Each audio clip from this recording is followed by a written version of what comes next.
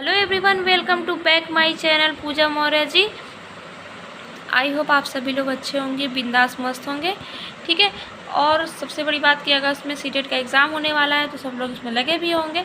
चलिए ठीक है, तो हम ज़्यादा टाइम वेस्ट नहीं करेंगे। हमने जो शिक्षण वाला चैप्टर हम पढ़ा रहे थे, तो हमने शिक्षण के सिद्धांत के बारे में हमने बता दिया था। ठीक है। अब शिक्षण के सिद्धांत 8 थे जिसको हमने डिफाइन भी कर दिया था। आज हम बात करेंगे शिक्षण सूत्र के बारे में, कौन कौन से शिक्षण सूत्र होते हैं और फिर उनको डिफाइन करेंगे। ठीक है। तो जो शिक्षण सूत्र होते हैं ये हमने लिख रखा है। कौन से? ज्ञात से अज्ञात की ओर होता है। ठीक है। मूर्त से अमूर्त की ओर होता है, और फिर सरल से जटिल की ओर होता है, पूर्ण से अंश की ओर होता है, विशिष्ट से सामान्य की ओर होता है, विश्लेषण से संश्लेषण की ओर होता है, और प्रत्यक्ष से अप्रत्यक्ष की ओर होता है। ठीक है। जो ये क्या होता है, शिक्षण सूत्र हमारे कौन कौन से होते हैं? तो वो 7 हैं। ज्ञात से अज्ञात की ओर, मूर्त से अमूर्त की ओर, सरल से जटिल की ओर, पूर्ण से अंश की ओर, विशिष्ट से सामान्य की ओर, विश्लेषण से संश्लेषण की ओर, और लास्ट में क्या है, प्रत्यक्ष से अप्रत्यक्ष की ओर। ठीक है। अब इन सातों को हम आपको डिफाइन करते हैं, कैसे कैसे पहचानना है भाई। ठीक है। ज्ञात से अज्ञात की ओर। ठीक है। इसमें क्या होता है ना कि बच्चे को क्या होता है, इसमें बच्चे को जो पहले से जानकारी है, ठीक है, उसका जो पूर्व ज्ञान है उसे नए ज्ञान की तरफ ले जाना। ठीक है। या वही पूर्व ज्ञान से जोड़ कर पढ़ाना। ठीक है। कोई बच्चा है ना, जो चीज़ उसका प्रारंभिक नॉलेज है, मतलब स्टार्टिंग का उसका जो ज्ञान है, बच्चे को जो चीज़ आता है, अगर उसको कोई चीज़ आप सिखा रहे हो तो उसको क्या करना है, उसी से रिलेट करके बता रहा है। ठीक।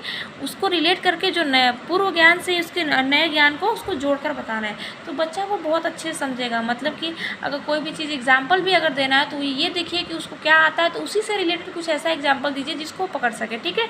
तो वो नया भी पुराने वाले में जो उसका पहले वाला ज्ञान है वो नया वाला उसमें इंक्लूड हो जाएगा। ठीक है। तो उसको जोड़कर ही बताना है। ठीक है। ये हो जाएगा ज्ञात से अज्ञात की ओर में, जिसमें बच्चे को पहले से जो कुछ भी आता है उसी में कुछ नया जोड़ के नए ज्ञान की तरफ ले जाना ही क्या हो जाता है, ज्ञात से अज्ञात की ओर सिद्धांत में आ जाएगा, यानी सूत्र में आ जाएगा। ठीक है।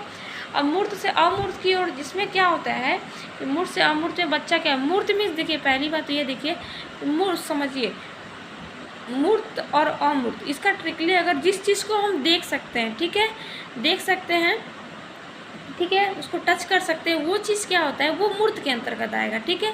जिसको हम देख सकते हैं, छू सकते हैं, वो हमारा मूर्त में आएगा। लेकिन अमूर्त चीज़ें वही होती है जिसको हम छू नहीं सकते हैं, टच नहीं कर सकते हैं, सॉरी, छू नहीं सकते हैं या फिर देख नहीं सकते हैं। ठीक है। वो अमूर्त में आ जाएगा। ठीक है। जिसको हम फील करते हैं वही चीज़ आता है अमूर्त में। ठीक है।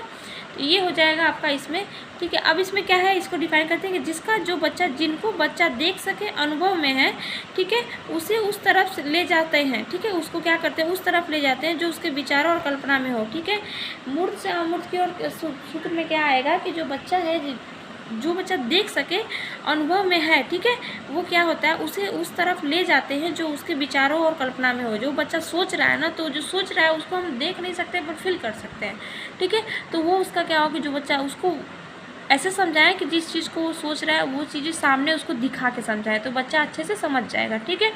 अब सरल से जटिल की ओर तो क्या होगा इसमें, सरल से जटिल की, इसमें बच्चे को क्या करते हैं, सरल चीज़ों को बताकर फिर जटिल की तरफ ले जाते हैं। मीन्स ये कि बच्चे को ये नहीं है कि सडनली मान लो उसको टेबल के बारे में बता रहे हैं, तो टेबल उसको बताएं तो उसको पहले उसको डिजिट पहचानना आना चाहिए। ठीक है। प्लस उसको टेबल में डायरेक्ट 3, 4, 5 का नहीं बताओगे आप, पहले उसको क्या करोगे कि पहले उसको काउंटिंग आनी चाहिए। ठीक है। उसके बाद उसको पहले टेबल 2 का बताओगे। ठीक है। ऐसे करोगे आप। ठीक है। तो पहले उसको क्या करेंगे, तो इसमें क्या होगा, सरल से जटिल, मतलब थोड़ा पहले थोड़ा सा उसके ऊपर प्रेशर मीन्स कि पहले छोटी सी नॉर्मल चीज़, फिर उससे थोड़ा सा हाई, फिर उससे हाई, ऐसे ऐसे करके सरल से जटिल की ओर लेके जाएंगे। ठीक है। ये आ जाएगा सरल से जटिल की ओर में। अब पूर्ण से अंश की ओर में क्या होता है ना कि इसमें बच्चे को उदाहरण के तौर पे कोई कहानी सुनाकर और फिर उसे कहानी के छोटे छोटे भाग के बारे में बताना, इससे बच्चों की जो समग्र सोच होती है वो विकसित होती है। मीन्स ये होता है कि बच्चे को कोई कहानी बता दिए, कहानी कविता सुना दिए, ठीक है, अब उसमें क्या होगा कि एक एक शब्द जो छोटे छोटे भाग होंगे ना उनके बारे में बताएंगे। ठीक है। तो जब छोटे छोटे पार्ट्स के बारे में हम जब वो हर चीज़ के बारे में बात मतलब मीनिंग जान जाएगा, उसके मन में जितने सारे क्वेश्चन होंगे और उसका वो सब जान जाएगा, तो उसका क्या होगा, समग्र सोच विकसित हो जाएगा। मतलब कि उस चीज़ से रिलेटेड जितनी भी सारी चीज़ें होंगी उसकी सोच विकसित होगा, वो सोचेगा समझेगा, तो क्या होगा, चीज़ें उसको पता होगी। ठीक है। तो ये हो जाएगा पूर्ण से अंश की ओर। ठीक। अब विशिष्ट से सामान्य की ओर में क्या होता है, मीन्स ये देखिए उदाहरण से नियम की ओर, ठीक है।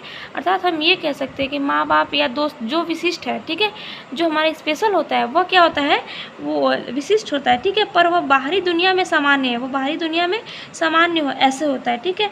ऐसे उदाहरण बच्चों को देना चाहिए जो वास्तविक जीवन से जुड़े हो, ठीक है। ऐसे एग्जाम्पल जैसे मम्मी पापा हैं, ठीक है, उसको क्या होगा, वो ये लोग हमारे क्या होते हैं, दोस्त जो है ये हमारे स्पेशल होते हैं, ठीक है, लेकिन बाहर जाएंगे तो क्या हो जाएंगे कि वो नॉर्मल रहते हैं, ठीक है। ये चीज़ हो गया। अब विश्लेषण से संश्लेषण की ओर बात करेंगे तो इसमें क्या होगा कि किसी भी ज्ञान को या चीज़ों को तोड़कर बताना विश्लेषण है, ठीक है। कोई भी चीज़ को, कोई ज्ञान है, कोई भी बात है, ठीक है, बच्चे को कोई चीज़ बता रहे हैं तो उसको छोटे छोटे पार्ट्स में तोड़ मोड़ के बताकर फिर सबको एक साथ में जोड़ कर बताना, ठीक है। जैसे हमने बताया ना, कोई भी चीज़ को एग्जाम्पल दे रहे हैं तो उसको कई तरीके से बता के छोटे छोटे पार्ट में डिवाइड करके बता रहे हैं, ठीक है। फिर उन सारी चीज़ों को एक सेंटेंस समझने के लिए बता रहे हैं, उन सारी चीज़ों को जोड़ के एक सेंटेंस बना दीजिए या फिर बता दिए तो वो हो जाएगा आपका संश्लेषण, ठीक है।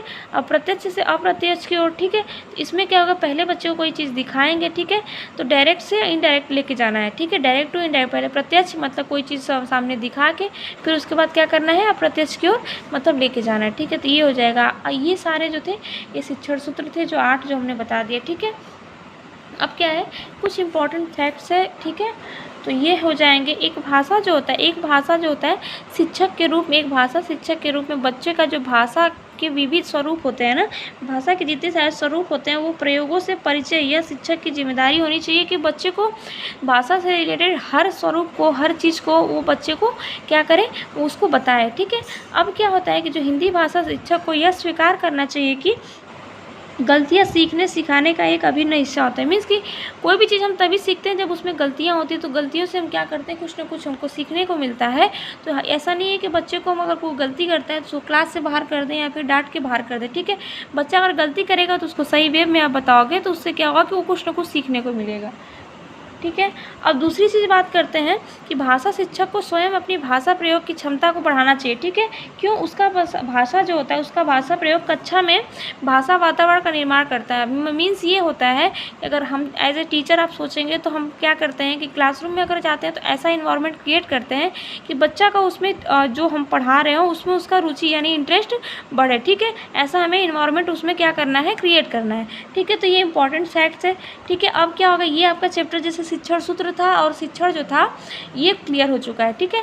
आई होप कि ये समझ में आया होगा क्योंकि हमने नॉर्मली बताया है, ठीक है। तो मिलते हैं नेक्स्ट वीडियो में। Thank you so much, bye bye, enjoy your day.